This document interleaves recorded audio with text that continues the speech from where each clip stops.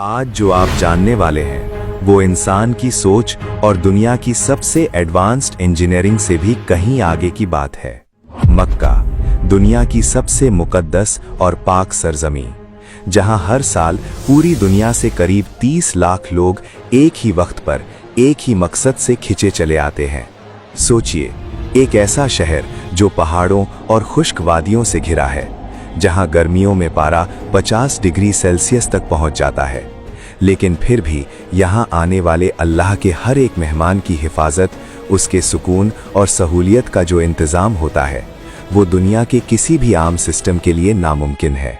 अगर दुनिया के सबसे बड़े मैनेजमेंट एक्सपर्ट से कहा जाए कि 30 लाख लोगों को सिर्फ 5 दिनों के अंदर एक साथ ठहराना है, उन तक लाखों टन खाना और मीठा पानी पहुंचाना है और बिना किसी रुकावट के उन्हें एक जगह से दूसरी जगह मूव करना है, तो वो शायद अपने हाथ खड़े कर दें और इसे इम्पॉसिबल मान लें। लेकिन इस मुकद्दस सरजमी पर अकीदत, मॉडर्न टेक्नोलॉजी और इंजीनियरिंग का एक ऐसा अदृश्य और अचूक मेगा स्ट्रक्चर काम करता है जो इस नामुमकिन को हर साल मुमकिन बनाता है। आखिर कैसे काम करता है 30 लाख लोगों को संभालने वाला हज का ये इम्पॉसिबल और सीक्रेट सिस्टम? चलिए उस राज से पर्दा उठाते हैं। मिलिए तारिक से।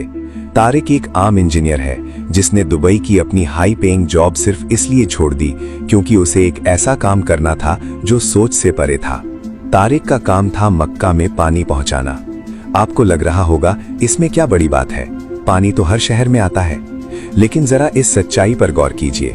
मक्का शहर समुद्र तल से करीब 300 मीटर की ऊंचाई पर है और वहां मीठा पानी नहीं है। तारिक और उसकी टीम सऊदी अरब की सैलाइन वाटर कन्वर्जन कॉरपोरेशन यानी SWCC के साथ मिलकर जो करती है वो किसी साइंस फिक्शन फिल्म जैसा है। वो समुद्र के खारे पानी को पीने लायक बनाते हैं और फिर हजारों किलोमीटर लंबी पाइपलाइनों के जरिए विशाल पंपिंग स्टेशंस का इस्तेमाल करके उस पानी को 300 मीटर ऊपर मक्का तक धकेलते हैं। और अगर अचानक पाइपलाइन टूट जाए तो? तारिक की टीम ने मक्का के पास ऐसे स्ट्रेटेजिक रिजर्वॉयर्स बनाए हैं जिनकी क्षमता 20 लाख क्यूबिक मीटर से भी ज्यादा है। अगर सब कुछ ठप भी हो जाए तब भी कई दिनों तक कोई भी प्यासा नहीं रहेगा। लेकिन पानी तो सिर्फ शुरुआत है, असली शॉकिंग बात तो अब आने वाली है।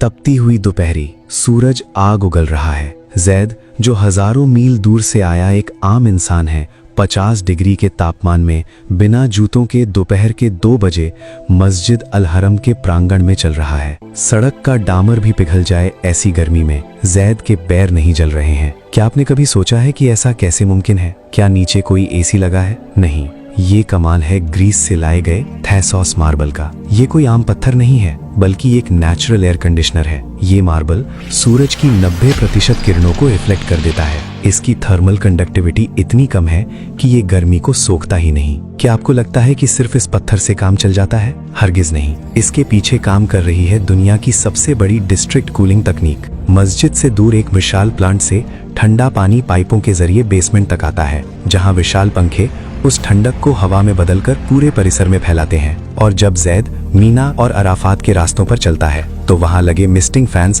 पानी की इतनी बारीक बूंदें हवा में छोड़ते हैं कि पलक झपकते ही वहां का तापमान 5 से 10 डिग्री तक गिर जाता है। पर रुकिए, 30 लाख लोग जब एक साथ खाएंगे और पिएंगे तो कचरा कितना होगा?